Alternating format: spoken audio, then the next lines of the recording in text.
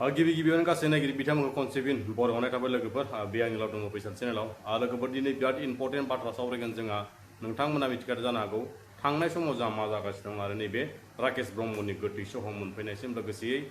राकेश ब्रह्मनि बिमाया मा बाथ्रा बुंदों आरो लोगोसे गमामायैनो मा जामारदों नोंथांमोना ससे क्लिप भिडिअखौ नुखांखाबाय बारे बारे नुखांखाबाय जानो हागौ अब्लाबो ससे क्लिपखौ नायथार बिनि उनाव आङो माने थोंजों बाथ्राखौ बुंनो हागोन जायबायदि माने राकेश ब्रह्ममोननि गामिनि रायजो राजाफोरा माने बे आंनि बाथ्राखौ एसे शेयार खालामना नायबा गमामायै माने एसे हेल्पफुलबो जानो हागौ लोगोसेयै सोरबाफोर माने बुंनो साननानै थानाय खोथाखौ बुंनो हायाखैबाबो बे आंनि बुंनाय बाथ्राया नोंथांमोननिसिम बै राकेश ब्रह्ममोननि गामियाव माने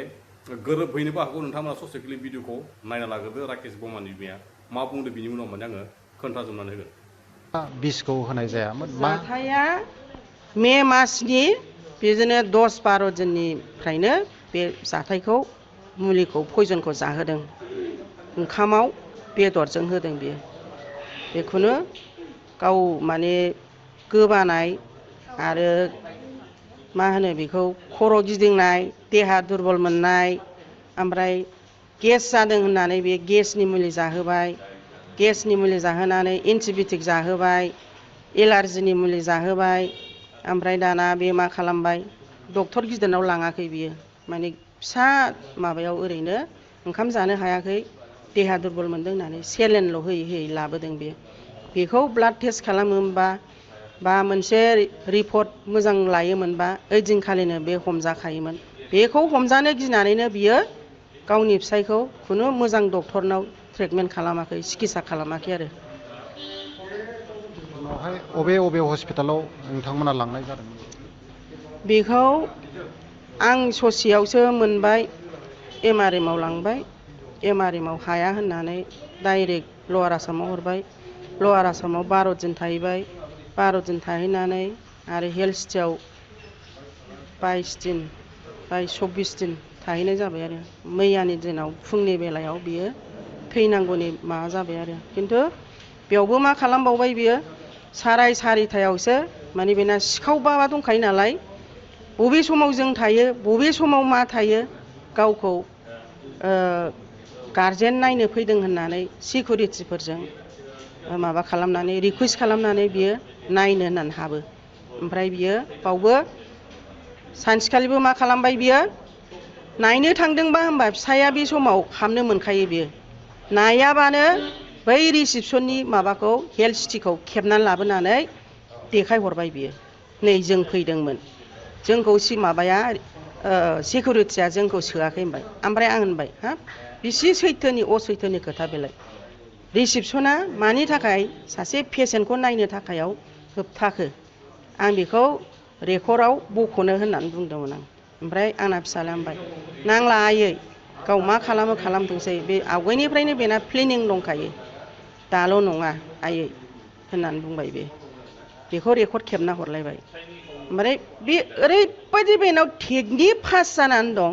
बेहा बे टेकनिक पास जाबाबो बे लामा गोथेखानायमोन बै मास्टार मायेन राजिब ब्रह्मआ बेखौ लायै बबाव खराव थांनाय बबाव मा खालामहैनाय राजिब ब्रह्मआ सोर एक्चुअलि मा जायो राजिब ब्रह्मआ आंनिनो असे बिबोनांनि फिसाला बे कालप्रेटखौ बासायनांगौ ना आंनि फिसाखौ बासायनांगौ कालप्रेटजोंसो लोगो जानानै बियो आखाइ खबगासिनो दं बे राजिबखौबो थिखोनांगौ बेबो सास्तिखौ मोननांगौ बेबो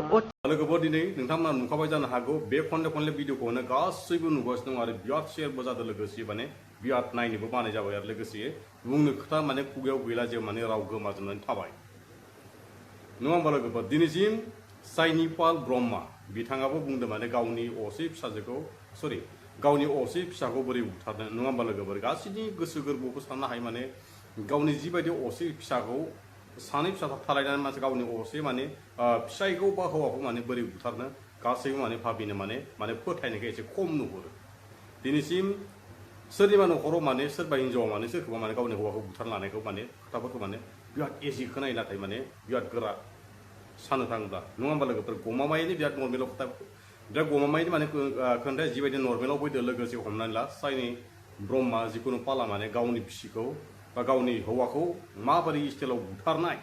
बे आंनि एक्जाक्टलि माने आङो माने भाबिना मोननाय बायदि आं बाथ्राखौ डाइरेक्ट बुंखागोन माने बिथांमोना ओरैबायदि टेकनिकेलाव माने फासायनो नाजादों आरो लोगोसे माने जिखुनु माने आंनि सानना मोननाय बायदिब्ला माने जिखुनु जोंनि बर' मिडियाफोरनि सिगाङाव माने ओरैबायदि माने गाबना फोरमायदों लोगोसेयै साइनि ब्रह्मानि भिडिअआ दयजा फुङावबो मोनसे आपल'ड जादों बिथाङा रिल भिडिअ मोनसे बानाय रमान्टिक रिल भिडिअ मोनसे बानायना हगारदों नाथाय बिनि मेगनाव नुनो मोनाखै मेगननि मोदै लोगोसे सानै गथ'नि थाखाय बे सानै गथ'नि थाखाय बेयाव फंनैसो बाथ्रा बुंनायबो गैया लोगोसे गाबनायबो गैया जिखुनु माने फुर्ति बिराद स्टाइल खालामनानै मोनसे माने रिल भिडिअ बानायना हगारनाय नोंथांमोना गासै फल'फोर नुखाबाय जानो हागौ लोगोसे ओरैबायदि प्लानाव माने फासायनानै माने दोननाय रखम खालामगासिनो दं लोगोसे माने गामिनि रायजोफ्रा माने जेबोखौनो बुंनो हाया दिनैसिम आं जाबाबो जायाबाबो थब्लं बुंना होगोन गोरोन्थि जायोबा निमाहा जाबाय जायबायदि माने जागिरि गामिनि जिखुनु राकेश ब्रह्ममोननि गामिनि रायजो राजाफोरनि सिगाङाव माने फंसे बाथ्रा बुंहरगोन लोगोसे आंनि बुंनायाबो जानोबो हागौ नोंथांमोना खोनासंना ला लोगोसेयै जायबायदि मानसिया माने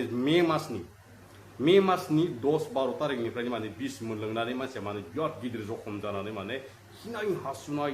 जिखुनु गोबानाय होरनाय जिखुनु मेलेरिया डायबिटिस जिखुनु माने एकदम जालांजोब्बाय माने जिखुनु माने गेस जाजोब्बाय बिथांमोनखौ माने ओरैबायदि जायो माने आं एक्जेक्टलि खोथाखौ बुंनो हानोसै लोगोफोर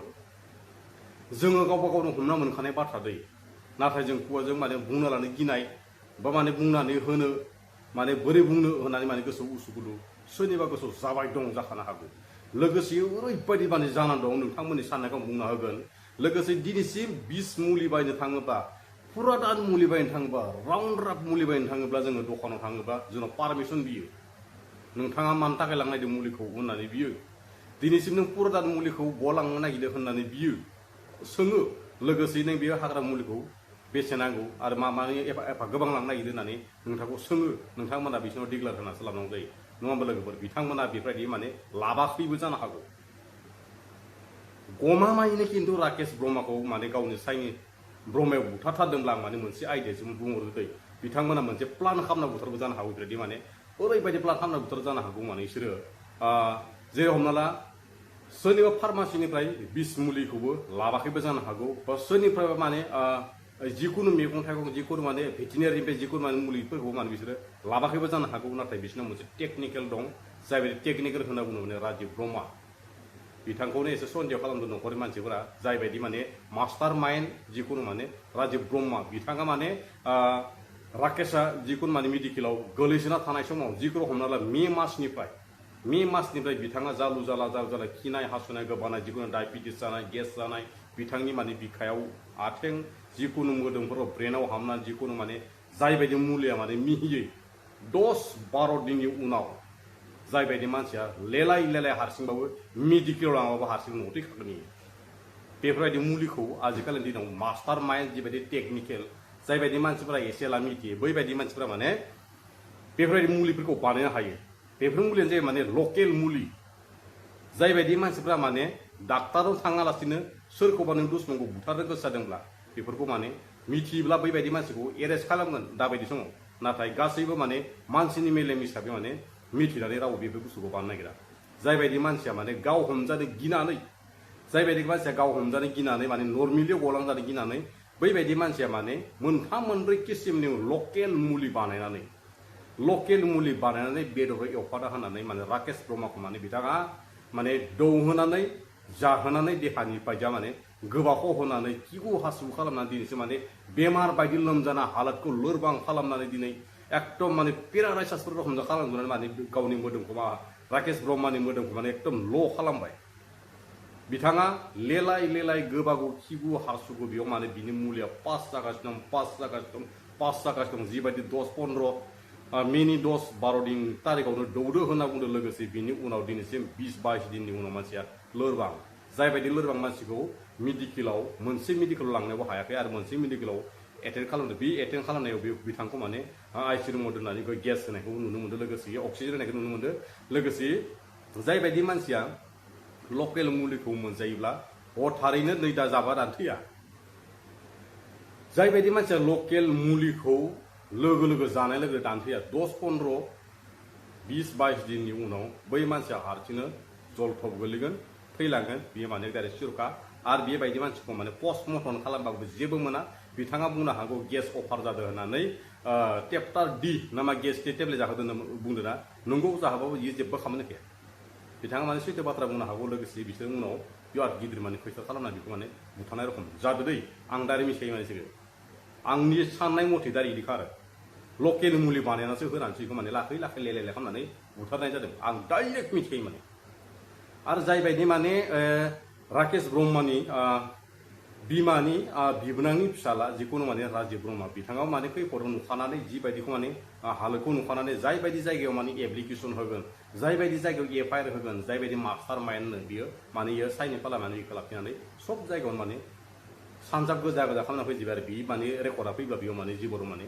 लाखिया बे बुस्थुआ माने बेयाव फैयो माने रिपर्टआ जिबनावबो खाथिया बेफोरबायदि खालामदों माने जायबायदि राकेश ब्रह्मया मेडिकेलाव खैफोदाव दं बेयाव माने बिथांमोना एटेन्ड जानो हाया रायजो राजाफ्रा सोंना नायबानो जाबाय दे लोगोफोर दिनैनि भिडिअखौ बारा गोलाव खालामला जेसेबां गोलाव खालामो एसेबां माने नायग्रा बोरै जालाङो नङा होमबा लोगोफोर दिनैनि भिडिअखौ एसेयावनो फोजोबजासिगोन लोगोफोर आंनि बुंनायफ्रा सोरनिबा सायाव गोरोन्थि बुंदों आं निस्सय बर' हारिनि फिसा होननानै गोरोन्थि थाखाय निमाहा होबानो जाबाय आरो नोंथांमोना आंनि भिडिअखौ लास्ट जोबजासिम नायनो थाखाय गासैबो गोसो खुलुमनाय थाबाय लोगोफोर